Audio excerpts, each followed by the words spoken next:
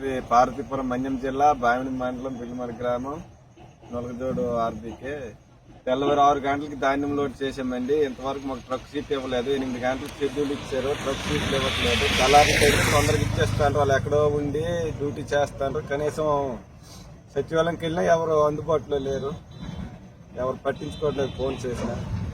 పేరు వేరే అండి. నేను 10 ఎకరాలు పత్తి పంట వేసాను. మొన్న తుఫానుకి కారణంగా దెబ్బతిని కింటాకు 5 క్వింటాలు దిగుబడి వచ్చింది. ఈ వచ్చిన 5 క్వింటాలను కూడా సిసిఐ గవర్నమెంట్ వారికి తిరుమలగిరి మిల్లుకి పంపిస్తే 3 సార్లు రిజెక్ట్గా దింపుకోలేదు. మరీ రైతుల పరిస్థితి తీవ్రంగా ఉంది. మీరు ఏదో ఒక రేట్ వేసి దించుకుంటే మంచిది.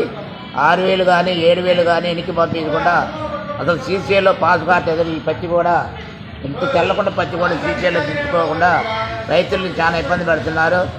ఈ ప్రభుత్వం చేయాల్సిన పనులు మాకు నచ్చట్లేదు. పోయిన ప్రభుత్వంలో ఇన్పుట్ సబ్సిడీ ఇచ్చి రైతులను ఆదుకున్నారు. ఈ ప్రభుత్వం ఏం చేస్తుందో కూడా అర్థం కావట్లేదు. పత్తి సీసీ మరి రైతుల్ని అబోధపాలు చేసి రైతులు అప్పులు పాలయ్యి దీన స్థితిలో ఉన్నారు. దయచేసి గవర్నమెంట్ ఆదుకొని ప్రభుత్వాన్ని కోరుతున్నాం. సీసీఐ గవర్నమెంట్ పనపోతే 6,000కి దళారుల మధ్యలో ధరలకు అమ్ముకోవాల్సి వస్తుంది.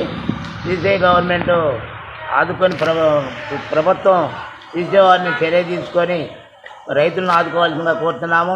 గత ప్రభుత్వంలో తుఫాను దెబ్బతిన్న వాటికి ఇన్సూరెన్స్గా ప్రభుత్వం రైతులకి ఏర్పాటు చేసింది అమౌంట్ని ఈ ప్రభుత్వం కూడా ఆదుకొని రైతులను ఆదుకొని పోయిన తుఫాన్లకి నష్టపరిహారం అందించవలసిందిగా గవర్నమెంట్ని